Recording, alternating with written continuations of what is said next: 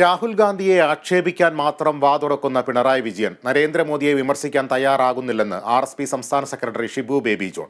CPMന്റെ മുഖ്യ ശത്രു കോൺഗ്രസാണ്. തെരഞ്ഞെടുപ്പിൽ ഇന്ത്യ മുന്നണി അധികാരത്തിൽ വരും. റിയാസ് മൗലവി കൊലപാതകത്തിലെ കോടതി വിധിയിൽ ആഭ്യന്തര വകുപ്പിന്റെ വീഴ്ച വ്യക്തമാണെന്നും അദ്ദേഹം കൊല്ലത്ത് പറഞ്ഞു.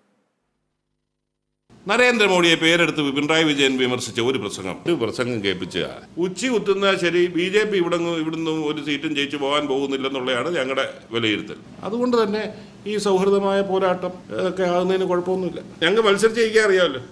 ദേശീയ രാഷ്ട്രീയം ആവശ്യപ്പെടുന്ന നിലയിലേക്കുള്ള വിധിയെഴുത്തും അതിനോടൊപ്പം സംസ്ഥാന സർക്കാരിൽ മനംമടുത്ത് നിൽക്കുന്ന ഒരു സമൂഹത്തിന്റെ പ്രതിഷേധവും രണ്ടും ചേരുന്നതായിരിക്കും ഈ തെരഞ്ഞെടുപ്പ് ഫലം. ഒരു തർക്കമില്ല. കാസർഗോഡ് റിയാസ് മൗലവി കൊലയുമായി ബന്ധപ്പെട്ട് ഞാൻ വേറെ ഒന്നുമില്ല, ആ വിധിയിൽ കോടതിയുടെ വിധി വായിച്ചിട്ട് അതിനെക്കുറിച്ച് മറുപടി പറയണ്ടേ.